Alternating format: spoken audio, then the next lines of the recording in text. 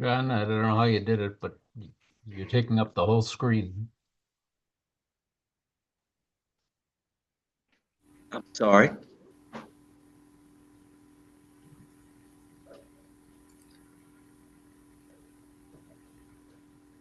What's this reactions right there? Well, see, I don't know. And there's no X. I guess I'm going to have to do this to get rid of it. New animation. Give it a try. Don't say okay. We don't want to. Well, I can't get rid of it, though. It won't drag off. No. All right, so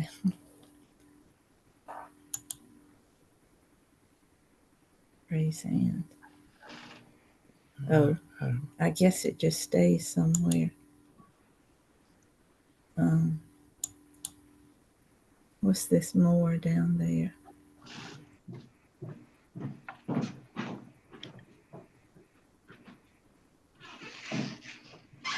I guess I need to click OK just to try to get rid of it. Mm-hmm. Okay, so all right, hey, he's got the same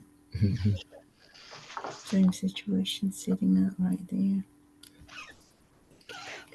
Hey everybody, I'm not going to be able to stay for the whole meeting, but I'm Sharon. I'm with the Georgetown County Committee, and I'm the crew chief for October 12th. And I see one of our other members, Debbie Huggins, is on here. Debbie, are you going to be able to stay for the whole Zoom meeting? See how that goes. It's not muted for us. I think you got to unlock your microphone. Thing down here. Yeah. Heather Hawkins is in the. There you go. It's unlocked now. Yes, I'll be here for the whole meeting. Great.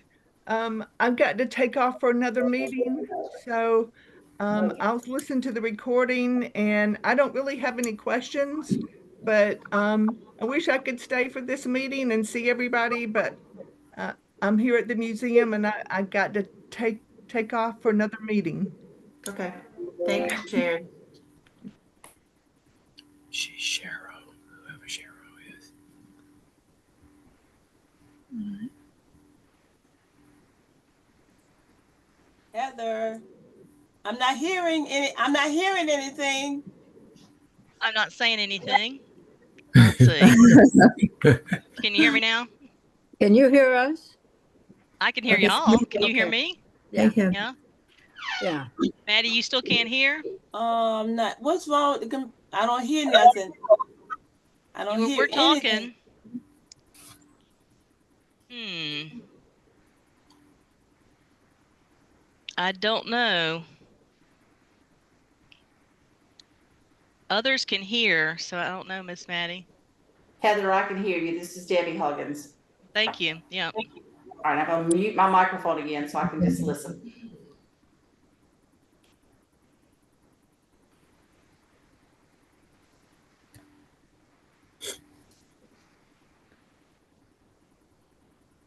I can tell these people about his experiences. We are here.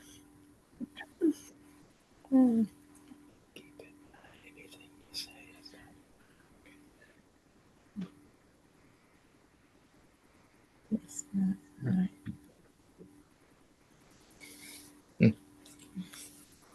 All right.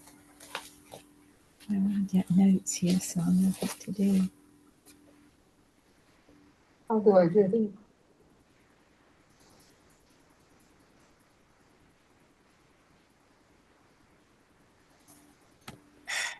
Well, I don't know.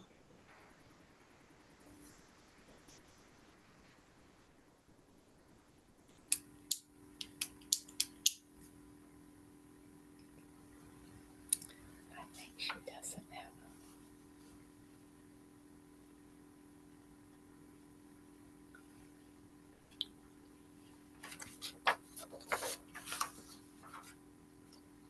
Can you go back and put my name on the thing? I don't know how you can do it, because I guess I could have signed in as Glenn and Joan and Abner. But I didn't know whether. But How is everybody doing? Doing great. Good. Good. and we're excited. Hear from us. Hey, Heather, this is Great. Joan and Glenn. Can you hear from us? Yeah, how are you? How's Okay, everything in we're good. Camden? Yeah, Yeah. Nothing. How are you doing? good. You look good on that. I'm Brett will be Pam. joining shortly to get everything started.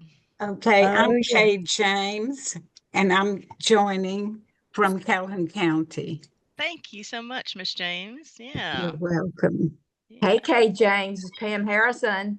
Hey, Pam, how are you? Good to So see good to you. see you. Yeah. We used to teach together. You know what to do? What you saying?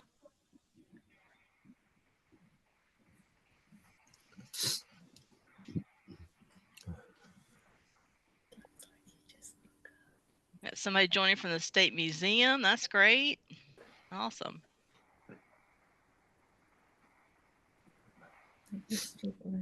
And Ramona from the library down there in Berkeley County. All kinds of folks. Ray Howard and Robert Riles from York County. Great. Hey, Heather. Thank you. Hey, Robert. We have 183 volunteers for the fair. So it takes a village to get this done. Thank you, thank you, thank you.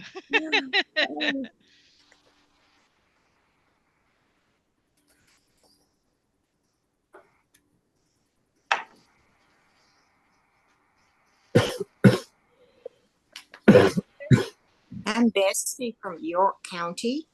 Hi, Bessie. How are you? I'm great, thank you. Thank you for joining us. There, I see Robert is on.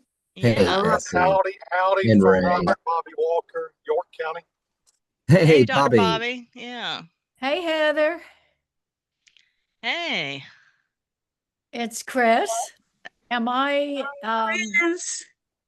Chris Hey, Weatherhead. Annie. Hey. Oh, there's Chris Weatherhead. Mm-hmm. How did we used to know her? How did we know? She wrote. She did the impersonation of Mayor Conchester. Welcome, everybody. Hello. Brett. Hey there. Now I can't figure out how to turn my screen on.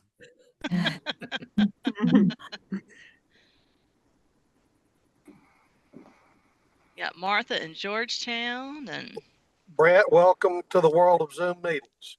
Thanks. He's going to do a PowerPoint and share in a moment, but if everybody can go ahead and mute there's microphones. He'll get started shortly. So Hold on just a minute. So we should all be muted then, right, honey? yes, please, and then we'll have a chance for questions. Yeah. Oh, gotcha. Melissa and from Simpsonville, thank you for joining us. Martha from Georgetown. On this. I'm here. Hey, Doug. How are you? Yeah, trying to get my camera on. I see Rachel and Jeanette, Let's see. Robert, Tom. Gosh, a lot of folks went on with us today. What a village we have. What a group of American Revolution enthusiasts. Yeah. Annie and Tim from Lee County. Hillary from the Relic Room.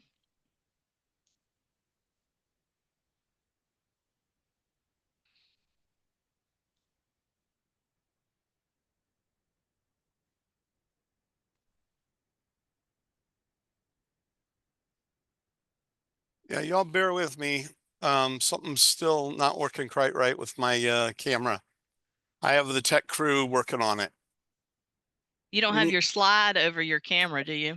The little slide at the top? The little cover that goes over it? And now it's... I do that all the time. I slide it for privacy and then like, why is my camera not working? Yeah, no, it looks like it's working. I got it slidden in the right direction. Okay, Heather, what I think we'll do is, can you run the PowerPoint for me? Yes, let me go grab it. Hold on. I have not downloaded it. Give me a second. Actually, maybe this will still let me share.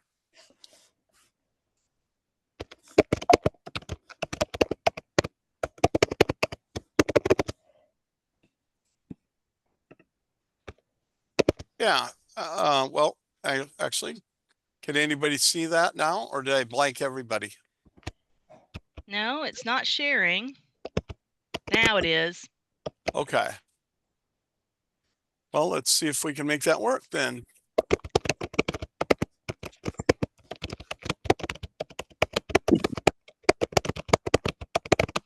You can see it now.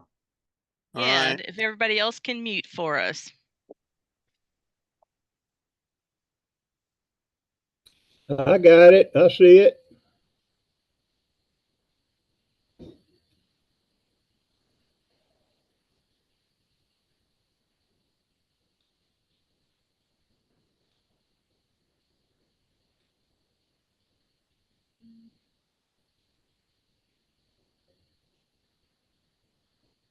I really wanted you all to catch a glimpse of this. Wait. Now it's saying intermeeting info.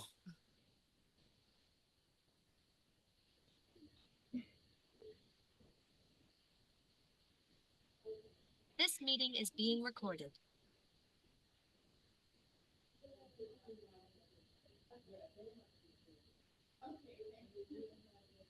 Got Christine from York County and John Myers from Lexington Museum. Hey, there we are. Oh. Okay.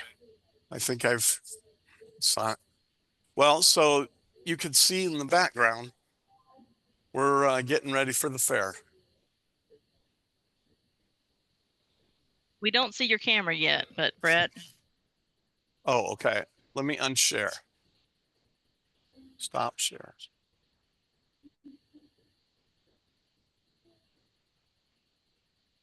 Now you've lost me. Okay. We're still going with you, Heather. Uh-oh. So everybody, welcome. And I know that you probably have lots of questions, and we will try and answer all of those. I also have on the line many students from USC who are going to be interns helping us this week or next week. One of the exciting additions we've made is that we're going to have a photo booth, which is very, very popular for people to get their pictures taken. So we're just going to need the extra help rather than asking each of you as volunteers to try and do that. So I'm getting an echo in my ear. Is everybody hearing me echo? How does it sound, Heather? You sound good. A little echo, but not much. I think Okay. it's okay. Did you email me the PowerPoint or put I it in did. Teams? Okay. I am not seeing an attachment. There it goes. I have it now. Sorry. Okay.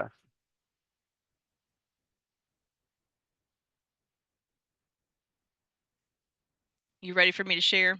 Yeah, if you want to go ahead and share. I think I put most everything in that PowerPoint that we're going to talk about.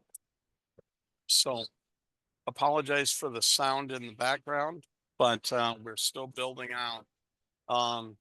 So, if you have any questions while we're talking, just you could type them in your comments and we'll keep track of those.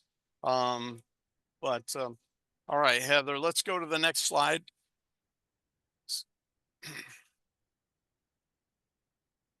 So you all should have on your calendars that the fair is from the 8th to the 19th of September or of October. And each of you have signed up for a different day, but you're encouraged to come out as much as you would like. Next slide, Heather. We expect over 400,000 people at the fair this year. So that means probably an average attendance of around 25,000 a day. We expect this to be one of the most interesting displays and probably be the most popular. And so I think that there will be very little time that we won't have somebody here.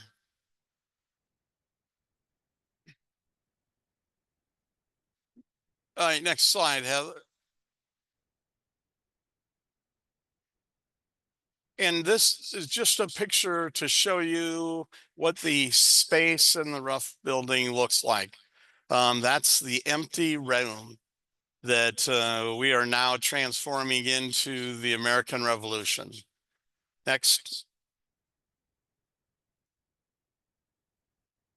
This was the idea that we started with. This was the vision, the design, and next slide, Heather.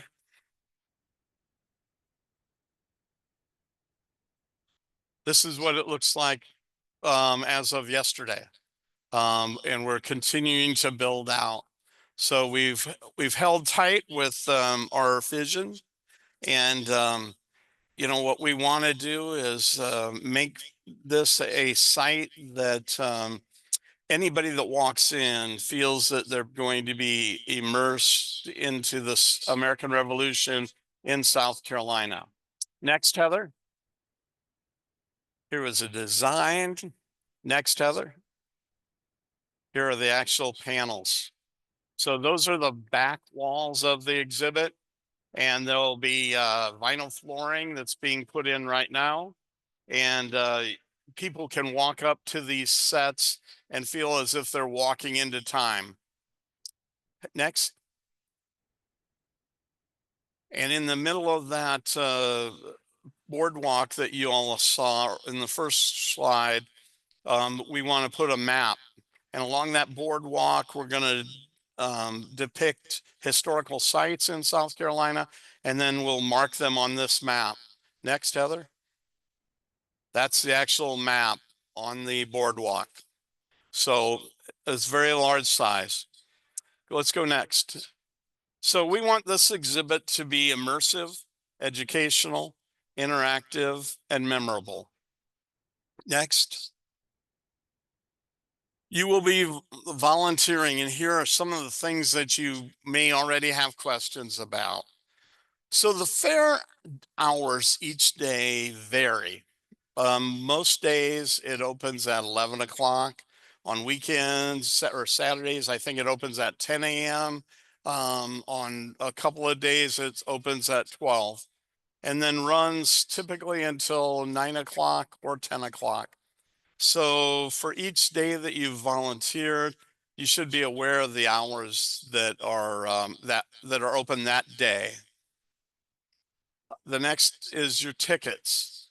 You'll receive a ticket in the mail, or actually your crew chief should have tickets if you're coming with a county.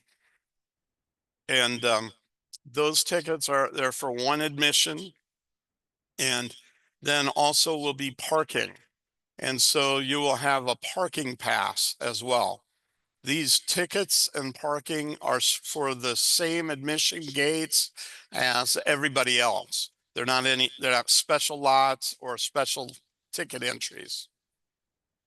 The location, if you're not from Columbia, the location of the State Fairgrounds is next to the William Bice Stadium for USC. I believe the actual address is 1200 Rosewood Drive. Then upon your arrival, we are in the Ruff building. And now let me back up. Your tickets are good for all day. You don't have to wait until your assigned shift to come to the fair. Come in whenever you want, explore the fair, and then come to the Ruff building upon your shift.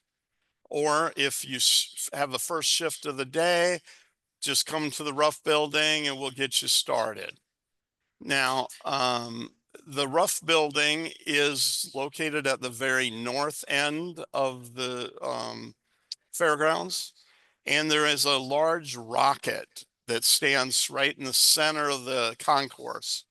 And the phrase around here is "meet me at the rocket." That's sort of a long time message that parents would give their kids or whatever if they were lost. And so I tell you that to help you orient yourself so you don't wander the fairgrounds looking for the rough building. Um, the, um, the ticket booth will not open until the fair gates open. So if your shift starts at 11 o'clock, you likely cannot get in before 11. You can maybe tell them that you're working in one of the exhibits. It depends on who's working the gate. They may let you in, but otherwise, don't worry about if you're just arriving right at 11 or right at 12, whatever time. We know that you're on your way. Brett, can I interject real quickly? Yes. Wanted to mention to those who working on the 11th and the 18th, your parking pass says it will not work those days, but it will. It just means that they never know when they're going to have a Carolina ball game, and there is one on the 18th. So you are just not guaranteed a slot. You can use it on the 18th. You just aren't guaranteed that you'll get a place. And we are working. If you want some help, maybe parking somewhere else, we're working on trying one of our staff people maybe be able to shuttle some people in from somewhere else. And we can talk more about that if you're offline, if you're on the 18th. The 11th, everything should be the same, and you should be fine using your pass on the 11th. It just, they don't guarantee it on the Saturdays because of the potential of a ball game. And with that said, the parking lot sits between the south end of the fairgrounds and the stadium. So the whole area is parking. The parking is owned by the fairgrounds, but they lease it to USC for games. So all bets are off on a game day.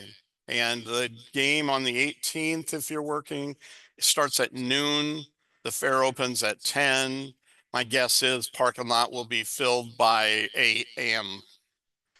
But I don't know. But so that's why we're working out possible shuttle service. Upon arrival at the fair or at the booth, you'll come to the entrance, come into the fair to the rough building and check in either with me or your crew chief who should be here also. And the check-in isn't anything formal. It's just letting us know that you're here. Also upon check-in, we do have volunteer t-shirts so that we can get those to you. And there is a little back room that you can change into that if you'd like.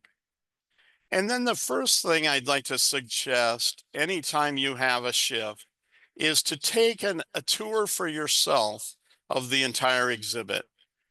Go around, familiarize yourself, see what's here, hopefully be amazed, but that will help you as a volunteer helping our guests so that they know where things are, or if they have questions, you're familiar where that can be.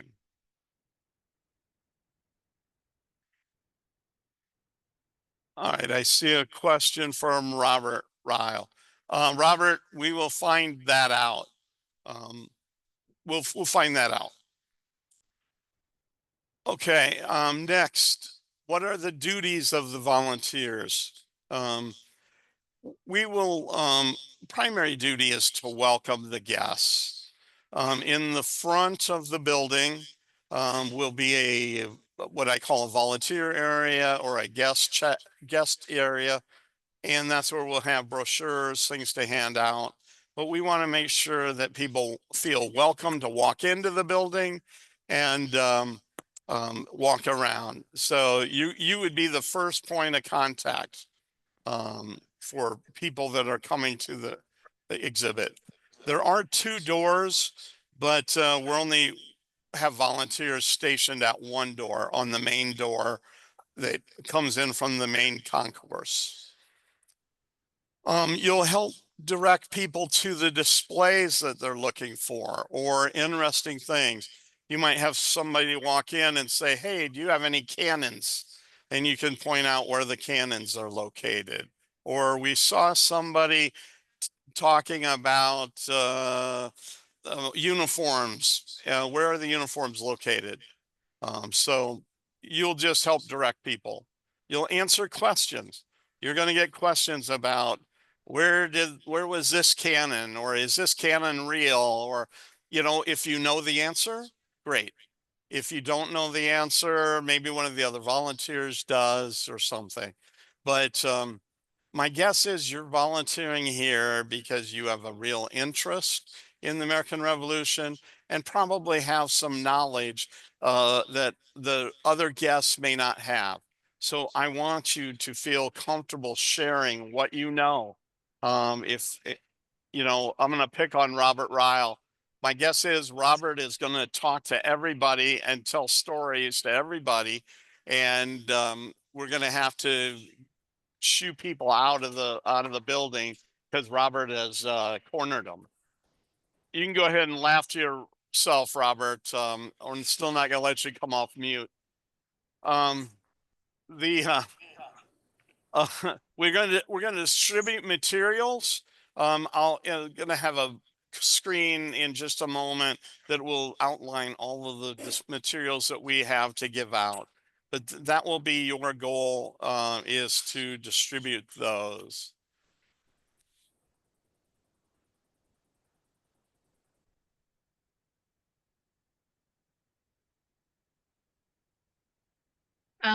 Sorry, Heather put me on mute. Stop that, Heather. No, I have a question from a crew chief. Well, I've had a couple questions in the chat. We have, can you be dropped off in front of at the main gate? Yes, you can be dropped off there, and you're very close to the roof or roof building, whichever way you pronounce it. And we also have a question about crew chiefs. Do they have to stay all day? What's your take on that, Brett? I think that we want them to kind of check everybody in, but what's your thought? You know, the idea of having a crew chief was just to help organize a group of volunteers from particular counties. No, I don't think they have to be there the whole day. But maybe there's somebody that will be there at a different shift and can help orient the volunteer as they arrive. I plan to be out here most all day, every day. But if I don't happen to be here, hopefully there's somebody that understands what's going on that can explain it. Last thing I want is for you to be wondering what you should be doing or where you should be. I just saw another one come in. Yeah, we've got a couple more. We've got so morning shifts. We'll have to, let's see, opens 11 on the 8th, not 9 o'clock. That is correct. Let's see. Yeah, there is not any day of the fair that opens at 9. Yeah. They either open at 10, 11, or 12. And every county that has a crew chief that picked a day, you would pick up your tickets and your parking passes from your crew chief. I've got a couple people on from Richland County, and yes, you do go to the State Museum and see Jessica Olin there. You might want to call ahead, you know, to make sure that she's there, but she has your tickets and your parking pass.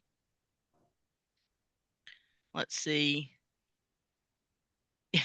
Yeah, it is pronounced roof in Fairfield and Newberry County, so I have no idea how it's pronounced in Columbia.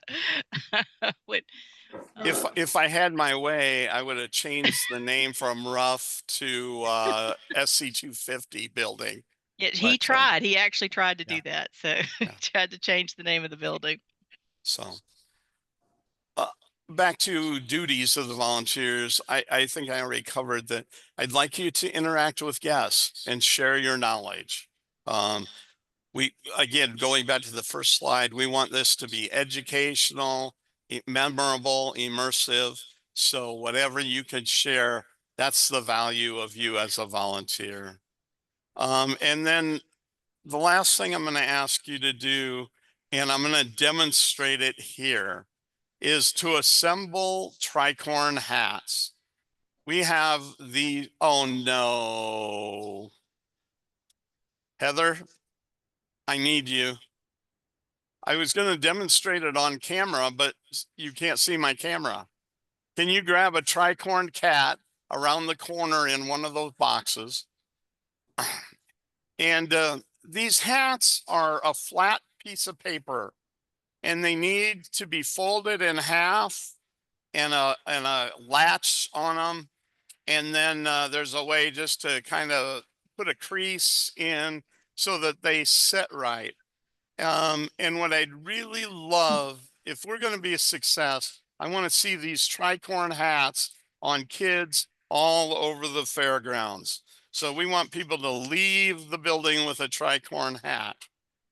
So Heather, if you could hold that up in front of your camera, and I will talk them through it.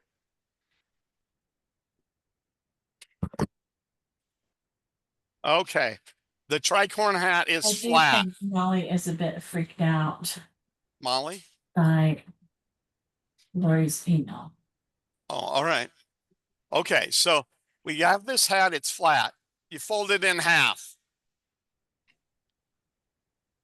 All right, so it just, and then you just crease it. Yeah. And then you're gonna take the back,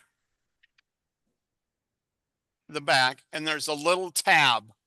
And that tab goes into 2 slots. It's hard to do this and show it at the same time. Not seeing it. It goes into 2 slots. And then I always I'm not where seeing the it. If you go to your view and do speaker, maybe it'll maybe put me in the middle. Let's see. Mark your view at the as speaker, and as I talk, maybe you can see the little ponytail goes in the back, and the little slits just go pop in here. You fold the back in, so it's a tricorn hat. Right. And then on the underneath side in the front, there's little tabs that you can change the size. So from small to large.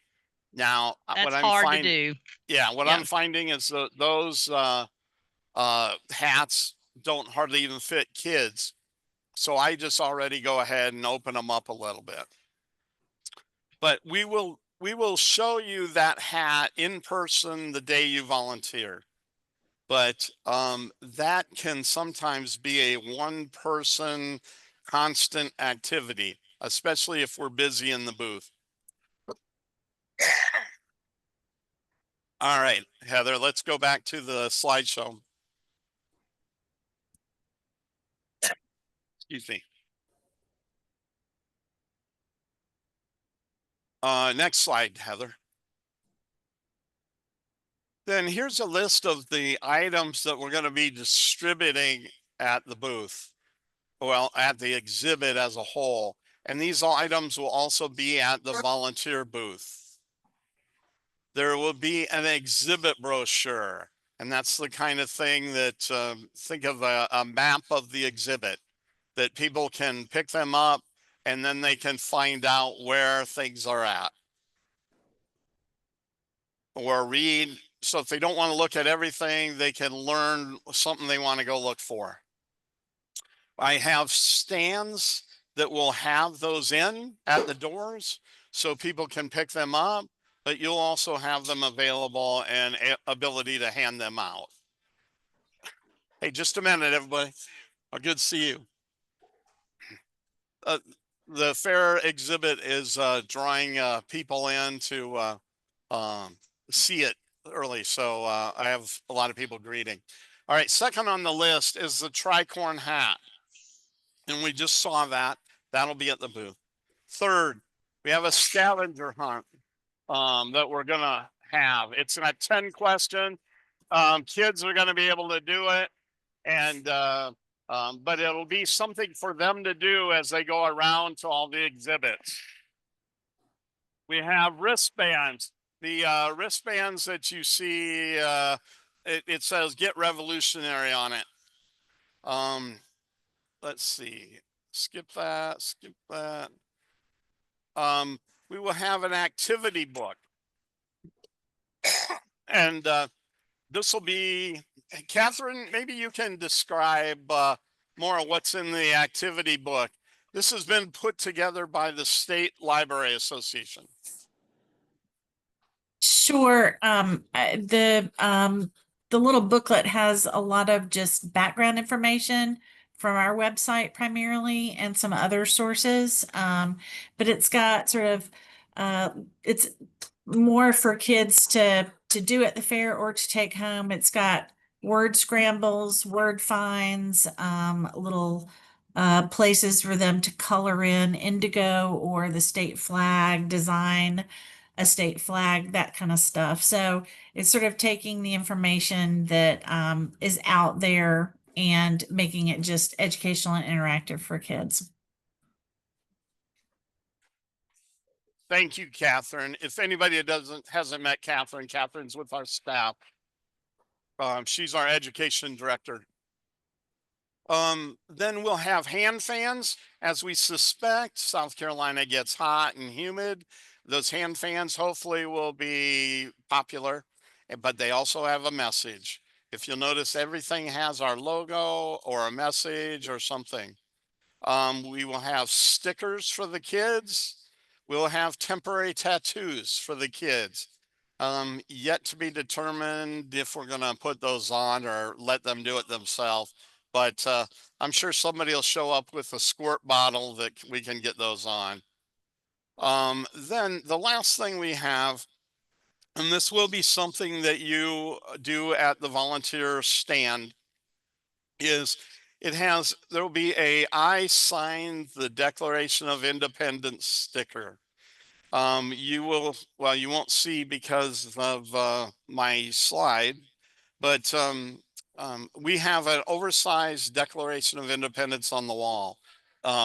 People will be invited to sign it and then get a sticker that said "I signed," just like you might get if you voted.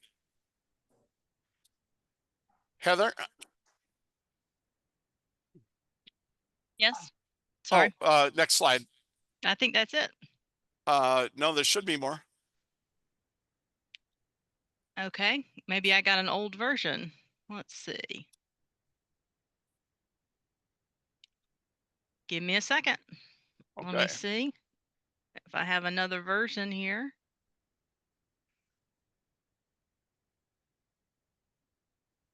That's what was attached, Brett. All right. Well, do you want to just talk about some of the exhibits that walk around the room and kind of walk people through the space verbally? You bet. Let me come next to talk about the living historians. Many of you have volunteered to be living historians.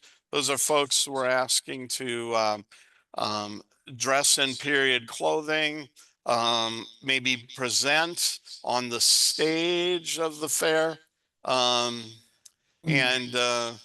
it'll be for 10 or 15 minutes each hour on the half hour.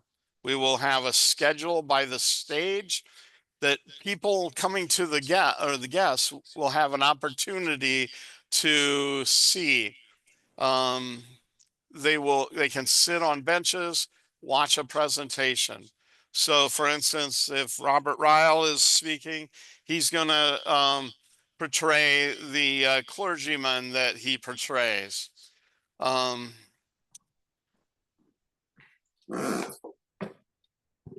Some of you may come dressed in period clothing, but you don't want to speak, and that's okay. We're just looking for people to help set the scene in the exhibit. Also, if you would like to speak, Heather has spaces that could be filled, and it can be on any topic that you have knowledge about and an interest about. So if you want to talk about loading muskets or medicine in the 18th century during the war, or uniform military uniforms from the period, bring those topics.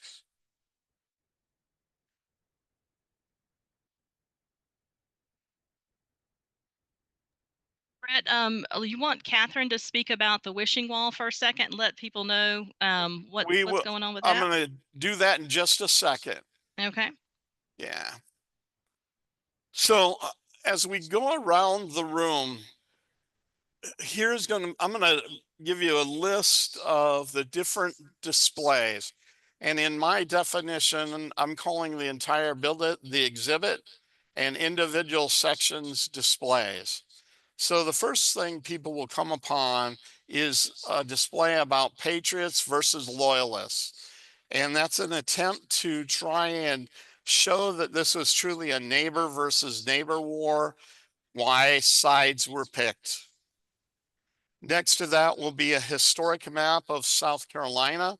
That is the Musan wall or Musan map, and it indicates where most of the major battles are. And I've already been called out that every battle isn't marked, but we did the best we can. The next display is about uniforms, and it's going to have 5 different panels for different units, the 1st Regiment, 2nd Unit, 3rd Regiment, and so on. And then there will be a couple of mannequins dressed in uniforms. With this display, we'll have a touch screen so people can stop and look up the definition or the description of those uniforms. The next display will be about muskets and other artifacts. It's not very big, but thanks to the people at the Military Museum, we were able to obtain that. Next slide, Heather. Oh, you don't have more. Never mind. I'm reading from my own slide. The next, we're going to have 3 different cannons in the exhibit. We have a 3-pounder, we have a 6-pounder, and we have a Quaker gun. The Quaker gun seems to be the most fascinating story. And if anybody is unaware of a Quaker gun, it is essentially a decoy cannon.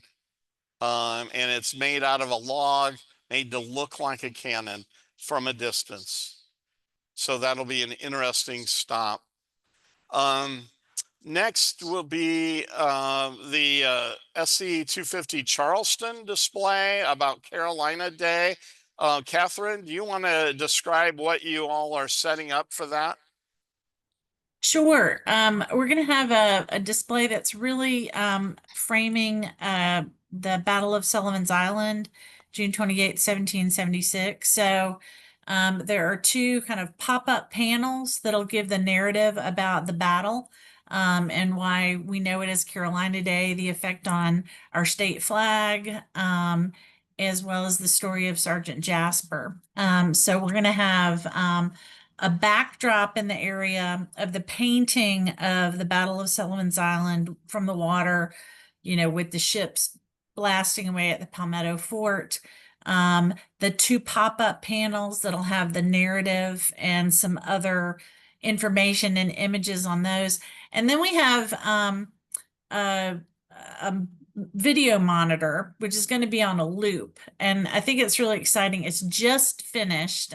So it's hot off the editing, editing room, but it's a teaser video about 1.5 minutes long about a film that we've been putting together about the Battle of Sullivan's Island. So it's very like men in a Palmetto Fort, and it's these men, so it's to kind of get everybody excited about the full video, which is going to be available in early November, and we'll share it with all of you if you want to have it. But that was paid for by SC250. So this is a teaser video. It's really high quality, done by Wide Awake Films. There's CGI and all sorts of effects. And a lot of the reenactors in South Carolina, you'll know them. You'll go, oh, there's Eric. Oh, there's Tony. So it's kind of fun, but that'll be on the video monitor. And we'll also have a place where people can interact. They can stand in front of the painting of Sergeant Jasper, hold on to a sponge staff and act like they're waving the flag like Sergeant Jasper did on the rampart. So hopefully it'll kind of hit all the spots. It'll have information, it'll have the little teaser video, and it'll have a little interactive area for hopefully selfies and lots of people to post it on social media with our information. So it should be fun. The next display is going to talk about the role of the free and the enslaved.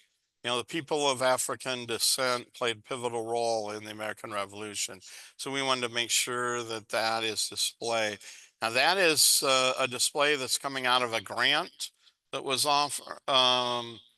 Heather, can you tell me who that grant was for? A group called Capsule out of Lee County. So they've got phase 1 completed, and so we'll have that on display, and they're going to continue to expand that. One of the questions we had in the chat was, will these things be available to go to counties later? And the answer is absolutely. And Capsule, one of its purposes for this African American exhibit is to have it travel, particularly in the old Camden district, because it specifically addresses the free men who fought from the Camden district. So that's something that we can definitely talk about as we wrap the fair up, is where do these things go next? So, but we're excited to have phase 1 of that exhibit ready for the fair. And Heather, we will be dressed out. Excellent, Miss Maddie. Uniform. All right, great. That's great. And to follow up on that, when I was talking with Molly about building this exhibit, she told me I was required to have 75% of it reusable. So I think we're getting there. And this is what we hoped it would do. We hope it can get out around the state, not all of it, but parts, and the parts that will fit your event or your activity. And so this is for all of you. I've been here. It's Molly. Sorry. And just personally for me, thank you to Brett, who came up with this idea and stuck with it through thick and thin, and Heather, who is she is pulling back from years of working at the Opera House as volunteer extraordinaire. And to each and every one of you, thank you. Thank you, thank you, thank you. We cannot say that enough. It's amazing to me that after, I think I've told Robert Royals this too, that if nothing else comes out of it, the amazing amount of friends, that we've made, that you can't go anywhere in the state of South Carolina now without having a friend. And that's awesome. So thank you to everybody. And I'll see y'all there too.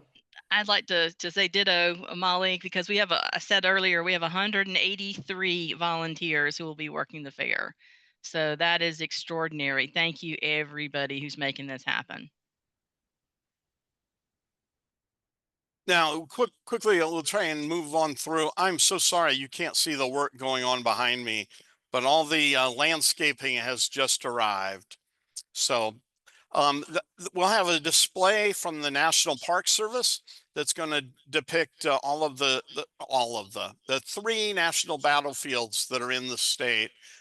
So we want to share that. So this exhibit will mix tourism with history. It's going to accomplish a lot of goals. Next will be a display case with the Francis Marion papers and Thomas Sumter papers. Now it's not going to be all of them, but it'll show examples of the papers that the SC250 has transcribed and what's available online.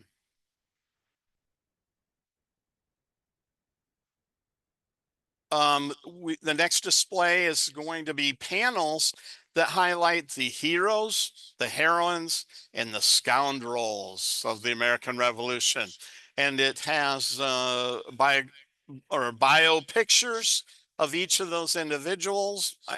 Well, pictures weren't taken, drawings of those individuals. And then we'll have a touch screen so that people that look at that display will be able to look up those individuals and learn more about who they were. So we're depicting patriots, loyalists, British, and the females who participated in the war and played a significant role. You saw the picture of the boardwalk that runs down the middle of the exhibit. That will be lined by 18 interpretive panels. Each panel will describe a historical site in South Carolina. And then those sites will be marked on that large center map. In the rear of the exhibit will be a reenactment area. And that's those large panels that I said you could almost immerse yourself in. We'll be setting up tents. It'll look like an encampment. Some of our living historians may want to even be back there spending their time.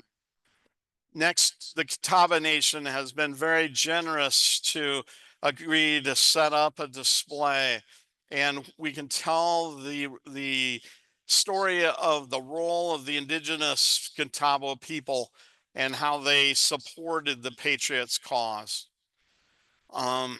The overwhelming popular item that you'll see once you get here will be the photo booth. People will be able to dress up in period clothing, hold a musket or hold a fur that they've hunted and get their picture taken. With social media, it'll be great for them to post their pictures.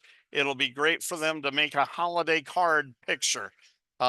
This is a way to take home family memories.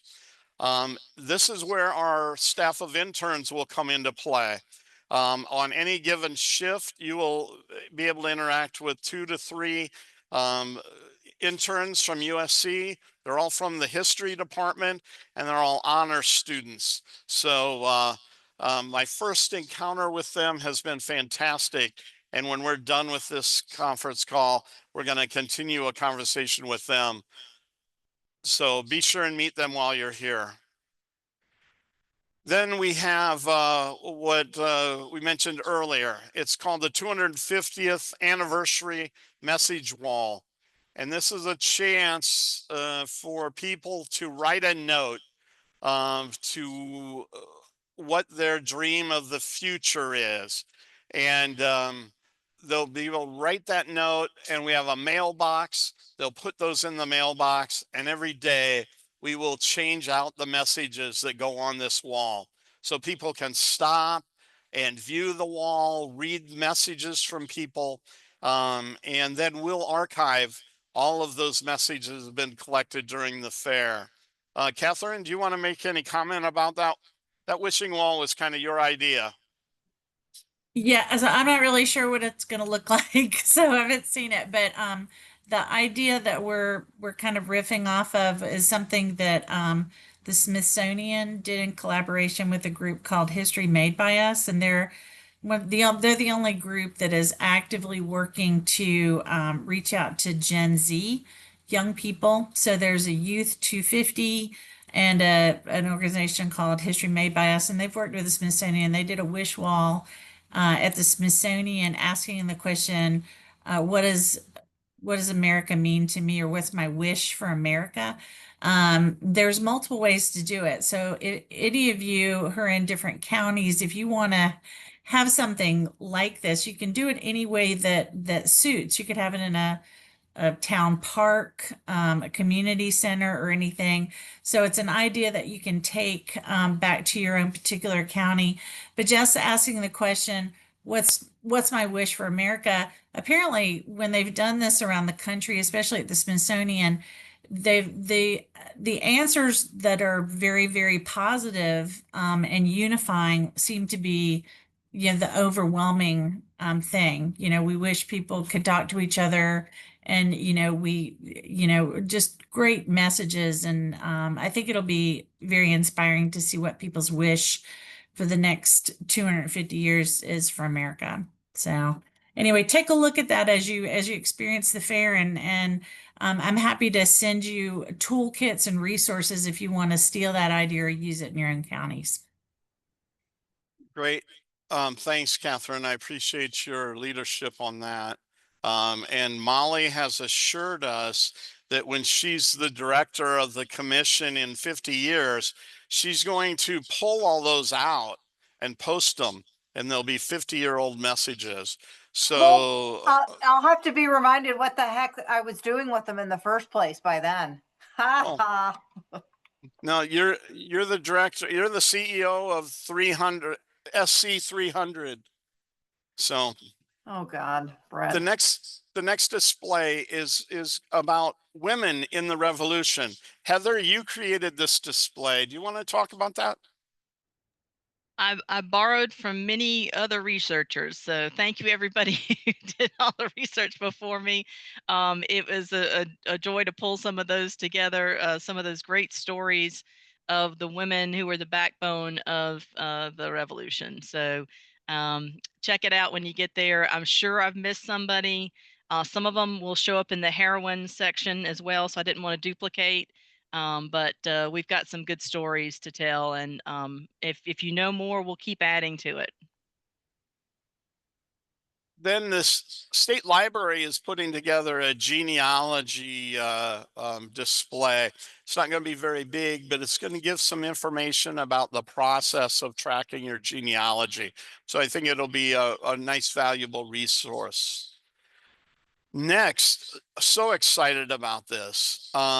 The South Carolina Department of Archives and History is bringing out, I believe it's 3 cases, and they're going to have documents from 1775 on display. They promised me they're not the real documents so that I don't have to have security, but they're very good replicas. And this will be a chance for people, yes, to see documents that typically are not seen. And it really takes us back in the history of South Carolina. It's going to be very, very interesting. The other part of that display, many of you may know that Dr. Eric Emerson is very interested in the history of the state flag. And so they'll have a display talking about South Carolina's flag and its history. Then I talked about the historian stage. Like I say, we want that to be a place for people to sit down and take a breath, be able to listen to some information. But we also have a TV screen that's on the stage that when there's not a speaker, there will be something for people to watch, which brings me to the next topic. And I don't know if Eric Barnes, if you're on the line, but Eric Barnes, known as the History Man, has created comic books on different stories from the American Revolution. And he's going to have a stand set up. This will be the only place in the exhibit that young people or adults will have an opportunity to purchase a souvenir. But they can get access to these comic books. And then Eric has also converted these comic books to video. Those videos, 3 of them are ready, and we have put them on a loop, and we will be showing them on the Living Historian stage. So when we don't have a speaker, you'll be able to see these stories in animation. And then the last, I keep saying the highlight of the exhibit, but you've already heard many highlights, but is the enlarged Declaration of Independence. It's, I'm looking at it, it's probably 20 feet tall and 12 feet wide, hangs on the wall, but we've left space underneath, about 2 feet, 3 feet of space, so that people can walk up and sign their name and feel. It's going to fill up fast. If we have 400,000 people, that declaration will fill up really fast, but that's okay. That's what we want it to be. And it'll be great to take that around the state and show other people those things. To go along with that display, where the signatures are, we've enlarged the 4 names, the 4 signers from South Carolina. So they'll be bold. I'm so sorry.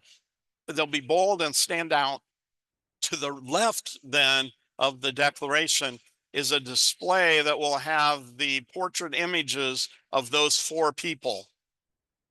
And then we will have a touch screen in front of the declaration that guests can go to and look up who those individuals were and get a bio of them. On the right side of the Declaration of Independence, and I know there's all kinds of opinions about this, but the true Declaration of Independence left some unfinished business. There were things that weren't addressed in the Declaration of Independence. So we've got a display that's called Unfinished Business. And that's going to have a copy of the Emancipation Proclamation, the Women's Declaration of Independence, the Citizenship Act, the Indian Citizenship Act of 1924, the speech of Frederick Douglass. Frederick Douglass. I'm sorry, I went blank. And then the people behind me are giggling because I'm making mistakes. So Francis Douglass's 4th of July speech will be displayed. So also on the touch screen will be explanations of those documents. So terribly excited about that. And that brings us back to the volunteer area. Okay. All right. It's time for questions. And I need a drink of water. Anybody have any questions? Heather, do you see anything in? We do have some things in chat. Okay, let's see. The last one was, are you allowed to bring bags or is there a clear bag policy at the fair? There is a clear bag policy. Yes. Question. That is good to know. Yeah, sorry. Go ahead. In the photo booth, or is there a charge for the photographs? There is not. But we won't be taking the pictures. It'll be people's own phones or cameras, but our interns will be able to take the pictures for them. So you don't have to take a selfie. Okay, perfect. Okay, thanks. Brett and Heather, this is Bobby Walker. I think that was my first cousin once removed, Lindsay, I think. But anyway, yes. I was wondering, is there going to be kind of a little area that we could be pretty close to the actual 250th anniversary of the first little battle at 96 and then the snow campaign following that? So there's not anything that specifically addresses the snow campaign. That is a great idea, but we did not address that. What I will say is that Simply Revolutionary there in Camden, they're going to be doing a snow campaign event, and I understand Paul Woods is going to bring us some flyers about that event. So there will be some information. We'll have some postcards about our upcoming meeting that will be in 96, if the shutdown doesn't continue. So we'll still be doing stuff in 96. It just may not be at the national park. So we will have some information about that, but we don't have a specific display area about that. Yeah, there's a lot of information that we can't get in this exhibit, but and lots to learn, because I think there was a question, are we going to do this again next year? And the plan right now is yes. So there will be chance to tweak and learn from our experience. This is like opening a brand new museum in a matter of months. So it took it's taken a whole bunch of people to pull this together. So thank you, everybody. Y'all have done an amazing job, because when Brett first announced it, I was like, whoa, good luck. So yeah, 12,000 square feet. Unbelievable what y'all have done, and unbelievable the volunteers. Well, Yeah. thank you, We have them Dr. all over the state. Bobby. There will be a recording. Somebody asked about that, and Well, I'll share the PowerPoint. I'll share the brochure, the exhibit guide, so you can look through that as well and get familiar. We will have, when you asked about 96, I've got a display that will talk about the archaeological dig that took place at 96. It'll also go along with a display about the archaeological dig at Fort Mott. Got a question about on Sensory Day. Anything in particular we need to do that day as opposed to the norm? No, what the fair is doing for Sensory Day, they're opening an hour early, and then all major sounds, bells and whistles, the rides will be silent. It just asks for an atmosphere that is appropriate for folks that have sensory issues and sensitivities. And so firing the cannon inside a metal building is off the table. But actually, the sensory day for us in this exhibit is going to be very simple because we don't even have any music playing or anything like that. I don't know of anything that actually takes really any sound. So I think it'll be a nice place for folks to be during that time. And like I say, the interactive things that we have, we can sit and watch TV. We have the photo booth. We have the scavenger hunt. We have the activity books even. So. We have a question, Brett, about transportation. I don't believe we have any transportation on site, so you would have to walk from the parking lot to the building. I will ask about that. My guess is yes, you would have to walk, but there may be something that the fair in general has for mobility issues. So I will inquire about that, and then we'll get a message out to everybody. Okay. I have a question. Go ahead. Ed Hendricks. I'm with NAM. At any rate, what about bringing rifles or knives or accoutrements that go with the costume, including, say, for example, the ditty bag, which is usually cloth and not able to see inside it? I'm going to have to say we'll get back to you on that. Okay. Because we know that other activations that we've done recently, there's been some restrictions. Security has not wanted that. My guess is the same will be the same for the building here. But if there's items that don't fire, it may be acceptable. I'm going to have to check that with security. And Okay. Heather, I need to follow up on that because you know Larry's outfit comes with a musket. Replicas are fine. Okay. Because we have some replica muskets that we're using in the photo booth, but they are not real and they don't fire. Right. So if you have a real replica that does fire, those are questions we have to get answered. My second question, I don't know if you want to get involved with Disability and Special Needs Day. Is there a day for them, or I know we're not part of that, but as volunteers. A what day? A Disabilities and Special Needs Day. It's not a day for them? I don't believe there is anything special for that. I was reading through the different days last night, and the sensory day is the only thing I saw. There's senior discounts if you're 55 and older. On the 3 Veterans Day, veterans get in for free. That might be a state fair question to whoever just asked that. If there's, I probably that's the sensory day. That's what Costco does. But I will ask, and we'll get that out to a follow-up email. Okay. This is Winnie. I was just checking. Couple of our folks have asked, do we have to have the clear bag when we enter for anyone? Yeah, if you're bringing anything in, I think it's a clear bag policy for everybody coming in. Thank you. Now, does that, Brett, does that count for like if they're bringing their change of clothes and everything?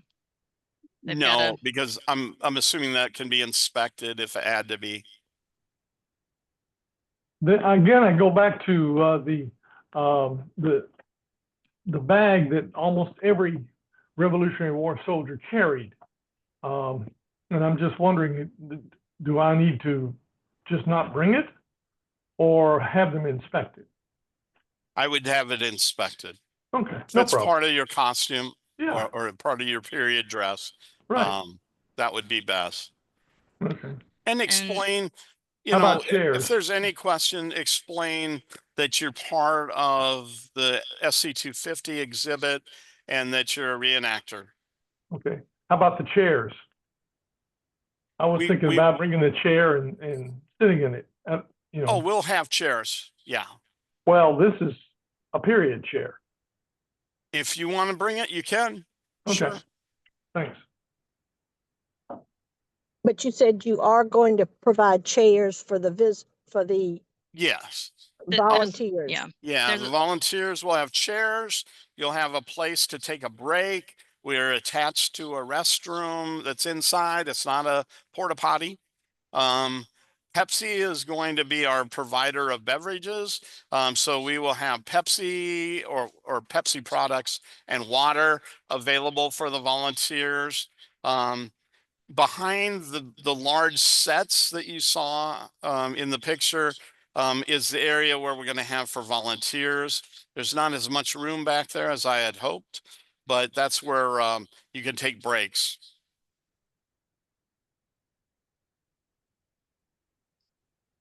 Okay. All right.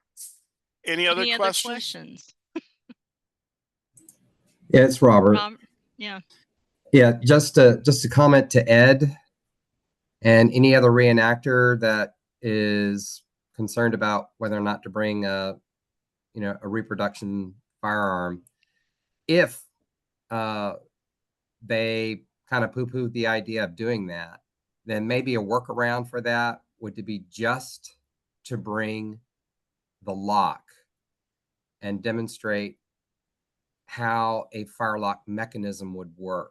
That way it's not in any way, shape, or form, a working rifle or a working musket. It's just the lock. There's nothing there that even indicates that it's a working firearm.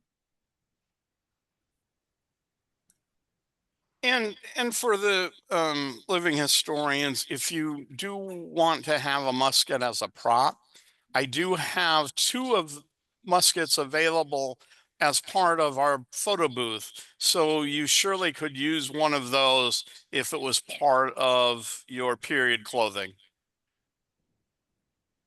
How about excuse me? How about weapons of other sorts like knives, dirks, speedos? No, I don't think they're going to go for that. Anything that's a knife that presents a security risk. I will get further definition on that. Okay, I'll bring pictures. I don't know how you get a period picture, but just know that if you bring something, they're not going to confiscate it. You would just need to take it back to your car. Okay. I think Brett, Paul Wood's going to fight you over the Pepsi and Coke issue. So all right. Well, we're pretty sure who made the contact with the Pepsi guy. I know it was you, Brett. You're an always Pepsi guy. All right. Any other questions from anybody? Yes. This is Warren Lutz. Question on how do we find out who our crew chief is? They should have been the person who recruited you. And if you signed up as an individual, that's okay. Just report to the building. We'll get you taken care of. The crew chief was really just something that came out of the counties that adopted a day. Warren, did you Okay. just sign up? If you just signed up with me from the email that I sent out, then I Yes. just mailed those yesterday. So you should be getting your ticket and your parking pass in the mail shortly. Okay, good, good. Okay, thank you. Second question, I guess there'd be restrooms nearby. There'll Yes, be sir. what? There will be restrooms, and you don't even Yes. have to use a porta potty. Woohoo! No. And it's the restrooms are air conditioned. Unlike the building. Unlike the rough building is not air conditioned. But I would tell you that we have been in this building for a week doing construction, and it has not been, I don't know that I've broken a sweat.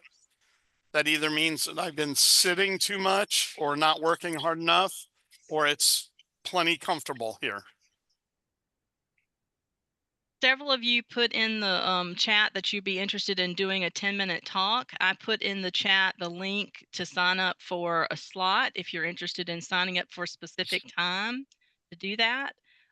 If you are already scheduled to work a day, that may be a time that we can rotate you in.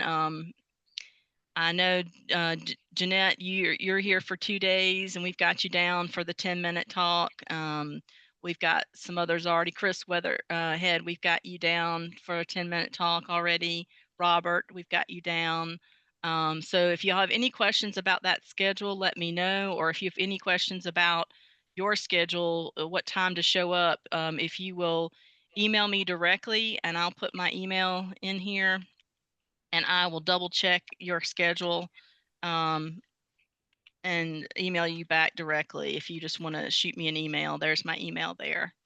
I have a question. Sure.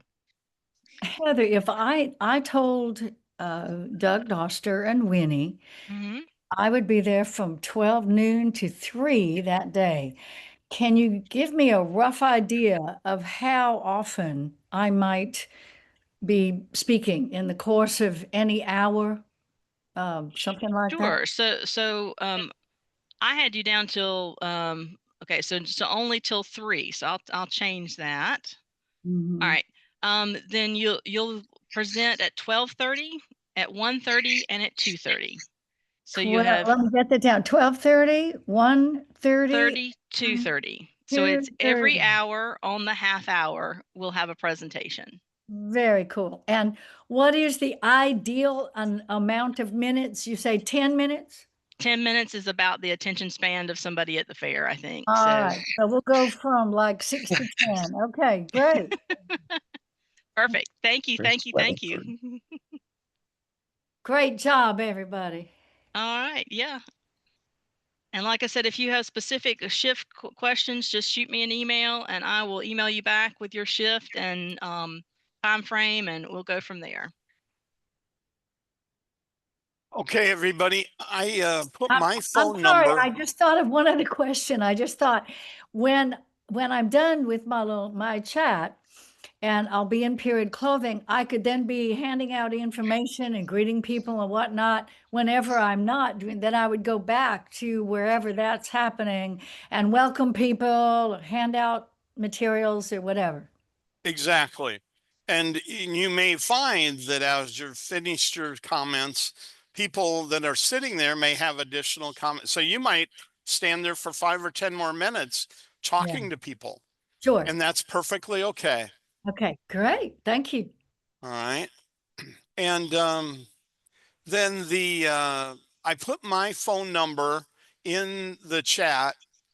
So please, if you want to take that down, put it in your phone. If any of you have any questions during the fair or even after the fair, well, not after, before the fair and during the fair, call me. If I don't answer, just leave me a message and I'll get to you. Okay. And I'll put mine in here as well if y'all want to just call. That's a good idea, Brett. That's my work cell. All right, so all of the volunteers, you are welcome to drop off this call. And if any of the student interns or all of the student interns remain, that'd be great. And I just leave you with this parting thought. Meet me at the Rocket. Brett and Heather, thank you so much for all the work that you've done to make this a reality. Hey, everybody, before you log off, look, all of a sudden my screen came on. Hey, everybody. We see you. You can see the work going on behind me. Yes, sirree. It looks exciting. Thank you all, you staff folks, for what you're doing. I appreciate you. Thanks. Yeah, thank you. Thank you all for what you're doing. That is a terrific thing that y'all are doing and we're doing. All right. We will email this out, this copy of this, as soon as we get it up on YouTube, so you can share with your colleagues. And we'll follow up with the PowerPoint and the exhibit guide as well. Really looking forward to it. Y'all did a great job. Right. Thanks. Thank you for your patience with us. Sure enough. Take care. Bye-bye. Thank you, Molly. Everything looks good. Looking forward to being with y'all on the 8th. Great. Heather, you can stay on if you want, or you don't have to. Up to you. But you'll get a chance to meet some of these fantastic people we got. Well, All right. I'm taking a quick jotting down who's here. So all volunteers, y'all are done. We've got the interns that we're going to talk with a little bit more. So y'all can, if you're just a volunteer, you can sign off. And have a great day. All right. Great. Thank you again. All right, Aaron, I see you're here. Mallory, you're here. Madison, you're here. Ramsey is here. CJ's here. Is it Eduardo? Yes, I'm here. Gotcha. Is there anybody I missed? Oh, Maddie. All right, so that's great. Great. Speak up if I didn't yell out your name. But it looks like I got 7 of you, and I think actually 2 of you indicated you couldn't make it. So, all right. I take a deep breath here. Was any of that informative? I hope that gave you an overview of the building. And thank you so much for being here and for wanting to participate. You heard from some of the volunteers. We have folks from all over the state that are extremely excited about the 250th. And this is a chance for them to come together and experience it as a group. And then for us to also build it out so that we could take it around the state as well. So very, very excited. And you all are going to play a very important role in making it a good experience for the guests who come. I saw one of you ask a question, I think it was you, Aaron, that asked if Heather had a schedule. I don't have a schedule yet. I'm waiting to make sure I collect all of those surveys that you guys filled out. And then I'm going to just make a matrix of who's available when, and then just see how that plays out. And then hopefully there'll be a few open spaces, but then I'll just come back out to you and say, does anybody have time now or then? Okay. Let's see, Ramsey, I'm going to put you on the spot. Ramsey and Jocelyn's not with us today, but Ramsey and Jocelyn came over to the USC Gamecock Village on Saturday, and they participated in the inaugural unveiling of the photo booth. And Ramsey, we'll get in to talk to the details about the photo booth, but Ramsey, why don't you tell us about your experience? Yeah, can you hear me? Yes. Okay, great. It was definitely very popular. That was the first thing. It was a very popular exhibit. And I don't know how much of that was because it was like, besides the Daughters of the American Revolution, it was like kind of the only other booth. So I don't know how that'll behave with this, but it was very popular and people really like, they were excited about it. They wanted to hear about like the history of the costumes. So kind of like doing your own research on the mountain, like over Mountain Men would be really good because they want to hear like the fun facts and they want to tell you what they know too. Um, I think that the crowd control is something that's really important because it would sometimes get to a point where people were coming up and they were just taking stuff and doing it on their own and you wouldn't even get to talk to them about like what they were putting on. And it definitely got a little hectic whenever it got really busy. So like being really, really mindful about the crowd control is important. And But it you wasn't. all are going to be professionals. I just know that you're going to make this work. And we've already taken note of that busyness. I've put the display in a spot in the exhibit where we're going to be able to handle extra crowd if there's people gathered trying to wait their turn, and so on. I think I originally told you that I would try and schedule shifts of 2 of you, but I believe that we may want to expand that to shifts of 3 people, and we'll see how the schedule can work out. But my thought is that one person would work with the people finding clothing to put on. The other middle person would be kind of out in front, helping take pictures, helping invite people in. And then the third person would be, as they were finishing, getting their clothing collected, maybe helping to get it rehung, and so on, and keeping things organized. I think And that we try and keep things in order of size, but as we get things on and off the hangers, it can get unorganized quickly. Heather, were you going to say something? yeah, I was just going to say, we also want to try to stay sanitary. So you'll want to spray things down, between each person. So making sure that happens is definitely deserves a third person. Yeah, and we have plenty of Lysol spray, and any needs that you all identify while you're working at the booth, either if I'm here, let me know, or if I'm not here, let me know, and we can make sure we get that. Some things are just popular for people to come and look at.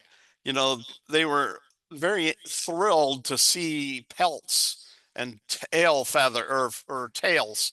They wanted to touch them. Are these real? Are they?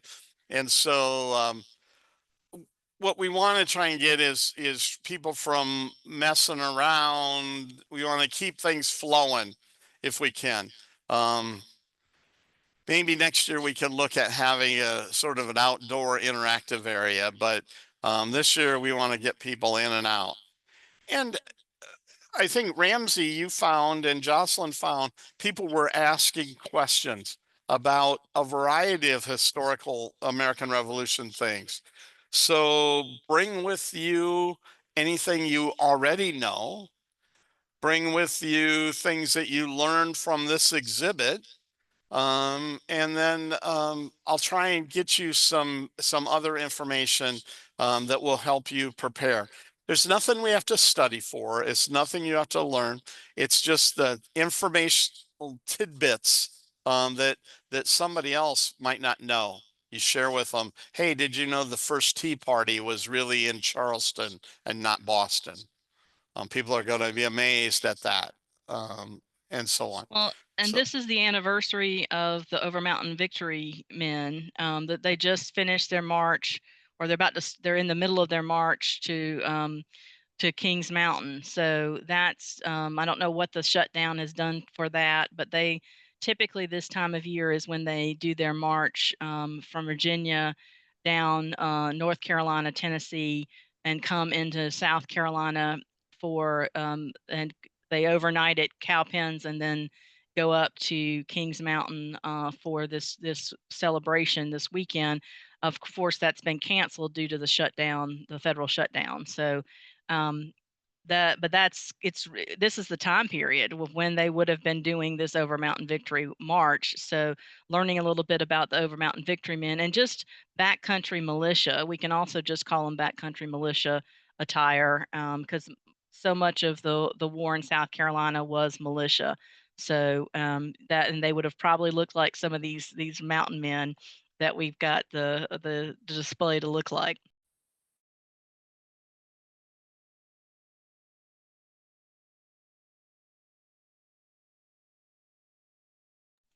You're muted, Brett. Probably a good thing to keep me muted. We're going to have to, well, let me first invite you all out. I'm thinking maybe Tuesday, sometime in the afternoon. Feel free to come on out, get a sneak preview of the exhibit, be able to walk around, touch the photo booth stuff, and just feel comfortable. And you don't have to come out, but and keep track of your time.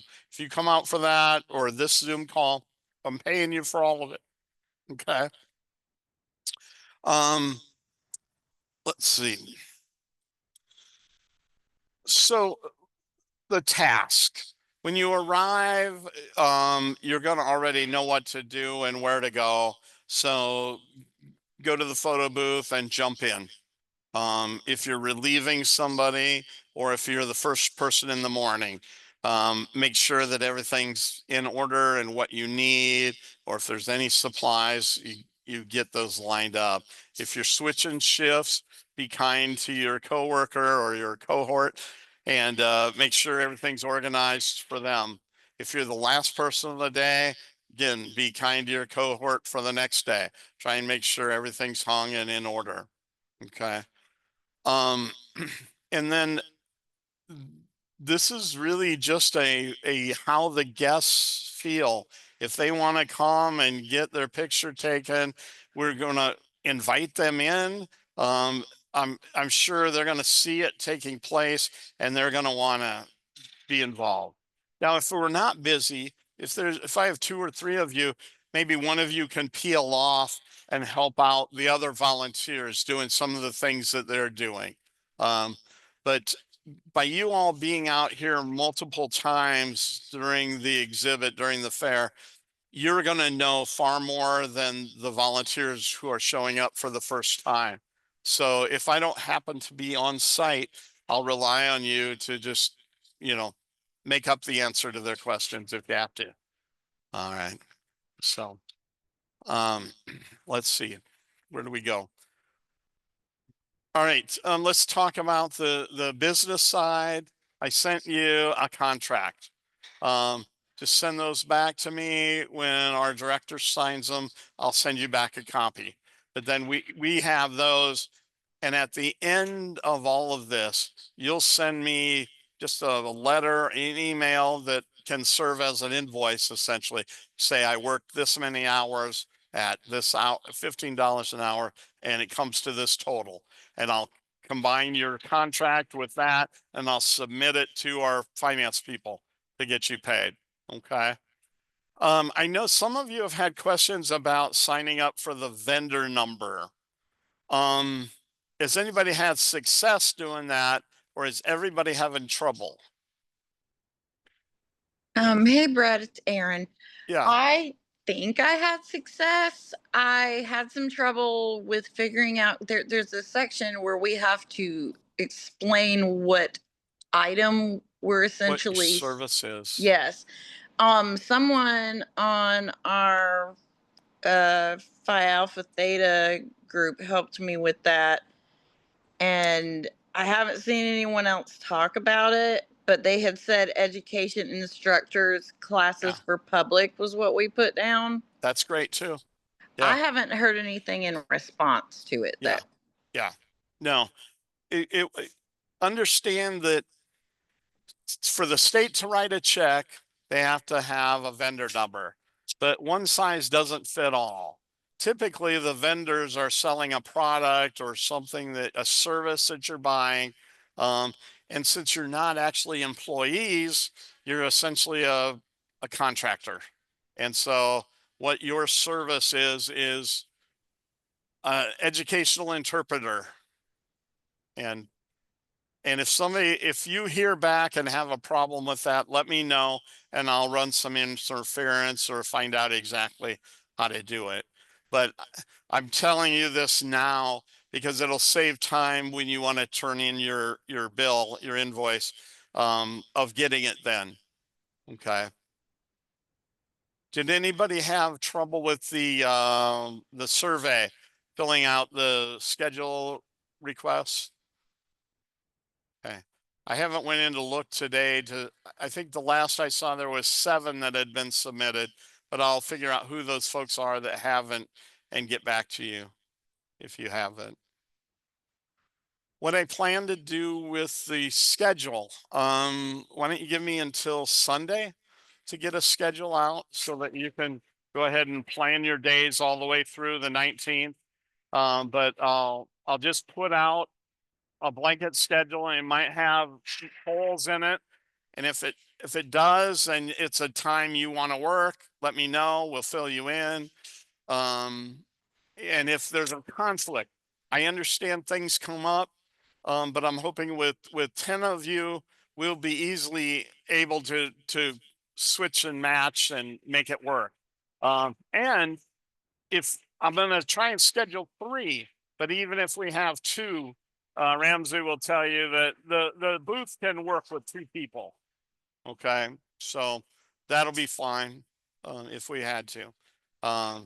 The 18th of October is going to be a problem. That's a game day. I'll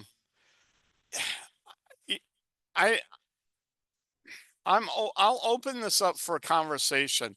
I don't know how you all would feel about carpooling out here.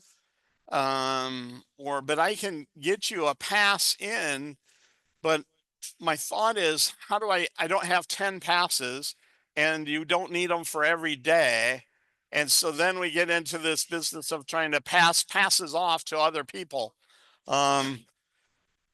So I'll work through that. But if anybody has an interesting idea as to how we can get you in and out, and we'll have tickets for you to get in and out, just like I do the volunteers. So you will never have to pull any money out of your pocket. All right. And if we don't have enough, I'll get more. Okay. There is a shuttle that runs from Russell House to the fairgrounds that'll start, if it's a noon kickoff, the shuttle will start at 8. Oh, that might be the answer for the 18th for sure. You know, that might be my answer for my other volunteers too. If anybody has information that you could email me, I would appreciate it. And Heather and I will take a look at it, see if that would work. And what I'm asking for is like where that shuttle stops, and then we can compare that to where there might be parking nearby. Do you have to have a student ID to ride? No, you don't. Sorry. That's okay. My parents and I have ridden it before. There's at 650 Lincoln, which is student housing, on campus, there's a parking lot, and you can pay to park in that lot, and then you can pay to get on the shuttle. It's free for students, but I don't know exactly what the cost is, but community members can also ride it. But I'm sure that would all be on like USC's like transportation services like website and things like Okay. that. And that's a USC shuttle or a city Yes. shuttle? Okay. It's a USC shuttle. Okay. Great information. That's why I love all of you. Thanks for being our interns. And did you notice I changed your title?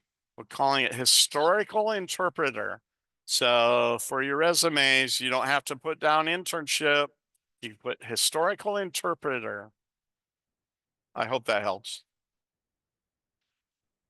Okay. let's open it up to questions. Oh, dress code. You have to wear 18th century clothing. Not really. Just dress casual. Just dress casual. Yeah. And if there's days, if you have the parking pass and you have family in town, bring them with you and they can see the fair while you're doing your shift and you can hang out with them after your shift. Once you're inside the fairgrounds, you're inside. So, you might say, have your friends meet you out at the fair or something, meet you at the Rocket. Brett, Yes. where do we enter? They enter, I'll have to find out. Entry. I've written it down. Because I think there's gates all around, and I think any of those gates you can go in. I don't think there's a vendor gate. number. Not even the vendor. That vendor number doesn't matter out here. Yeah. That vendor number does not matter out here. That's only for you getting paid by the state. Yeah. But we're going to mail them tickets, Brett? I think so. Okay. So we'll mail tickets for every shift that they have, and you'll use that to come in through a regular gate, right? Right. Okay. And I think that there's a gate at the north end of the fair that would be closest to the building. So if you had somebody dropping you off, that might be a way to get out here. And that would be real close by walk. So I've got that on my list of things to explore today, and I'll get a response to you. If any of you did not include your address with that survey, just send me an email with your address so we know how to get you the tickets. Or maybe we can have tickets if you want to pick them up on that Tuesday. You come out. I can have them here too. Just let me know what you prefer.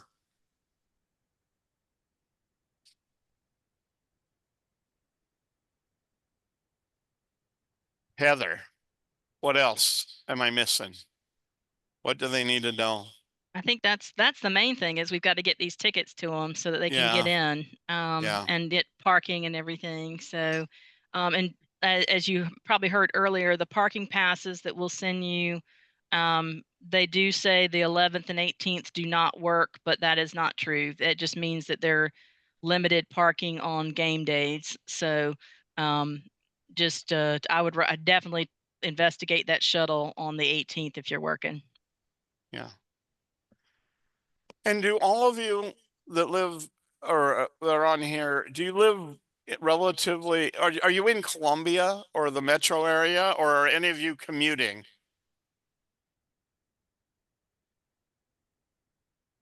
I'm commuting from Newberry.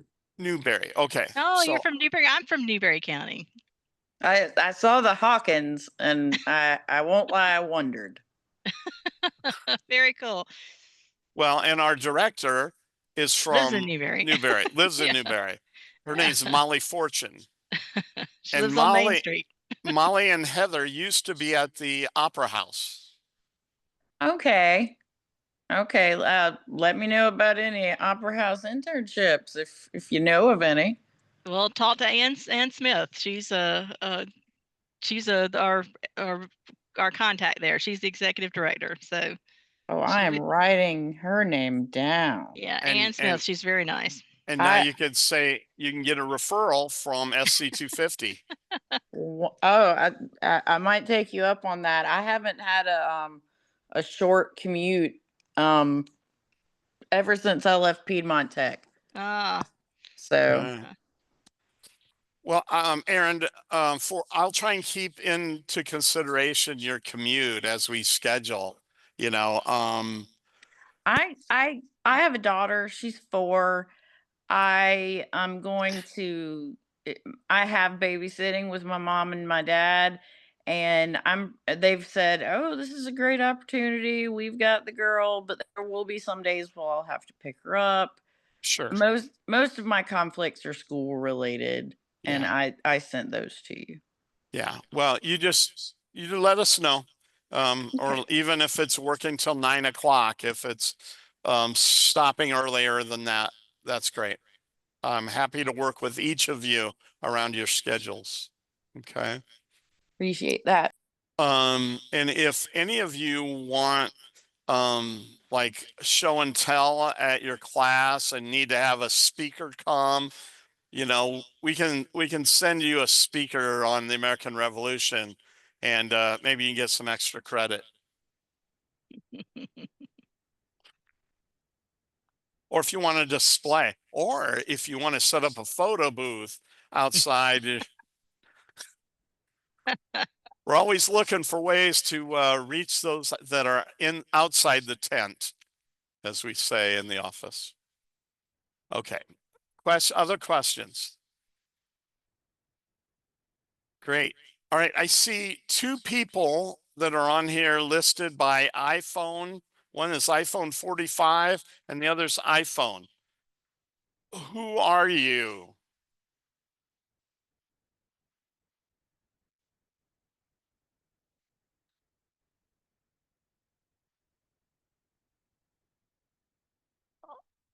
iPhones. All right. No problem. Thanks a lot. Email me if you have any thoughts, any questions. All right. Okay. Thanks, everybody. See you Tuesday, hopefully, or we will be out here all weekend.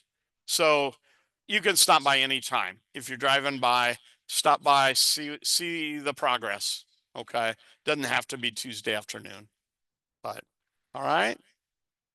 Thank you so much. Thanks, Heather. Thank you.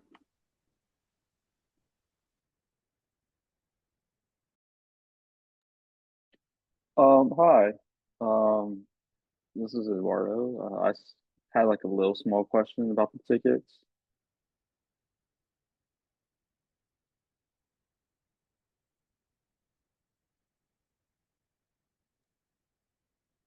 Go ahead, Eduardo. Yeah, so I live like nearby on like the fairgrounds.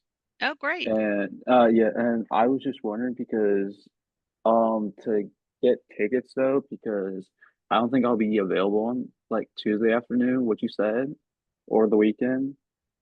And I think the mail address I put down wouldn't be able to work for me to pick it up. So do you know of like any other like methods I could like get my ticket? Could you come over this weekend sometime, or I could bring some tickets out Saturday when I come? If you could Uh, stop by this weekend. I am working this weekend Okay. for my campus job, so I was wondering Okay. like if maybe I could show up before like my shift or something, if that's possible. Well, you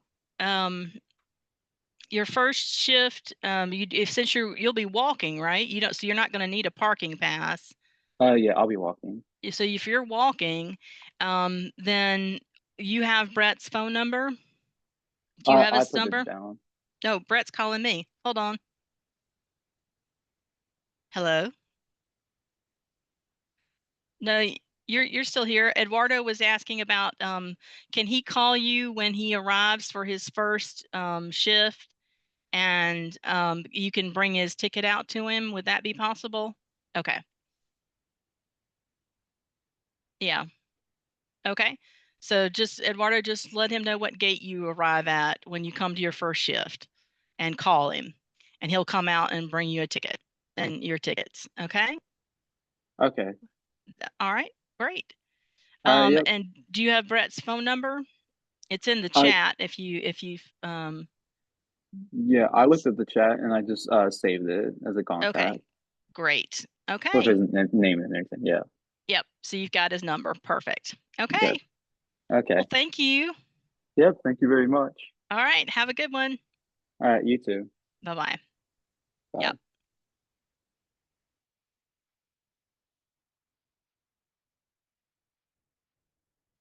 It looks good, Brett.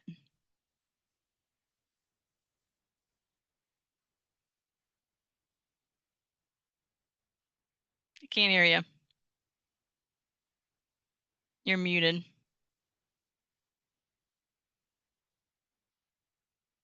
I gotcha. All right. Yeah, I can There see you you go. too. All right. Oh, It's starting to I'm glad really you come stayed on. together. Yeah. Yeah. Yeah. The plants arrived while we were on the phone, and Yeah. so it's happening. Good It deal. should be all in place tonight. And so tomorrow is build out. So What anyway, time do you want me in the morning? whenever you want to get here, I'm going to Okay. be here by 9. I think everything's starting at 9. Okay. So, Well, I may mosey in about 10 or so. all right. And Okay. the other thing I may have you do is curate the women's Sure. display, however you Yep. want it. Do you want, I've got a woman mannequin that we could use if you'd like it too. I can put the Um, call out to see if I can get some clothing, or I well, could use mine. or I'll take a picture of it and maybe it's all you need. Okay. The way she's Yeah. dressed. Stick her Okay. over there. Yeah. Stick her over there. Yep. I'll Okay. take a woman mannequin. All Yep. right. What do you think? How was our attendance? I was again fighting this I know. I Zoom don't know call. why the image wasn't coming up, because it still Yeah. wasn't coming up when you spoke. It still wasn't coming to the center. It was just you and down here in small.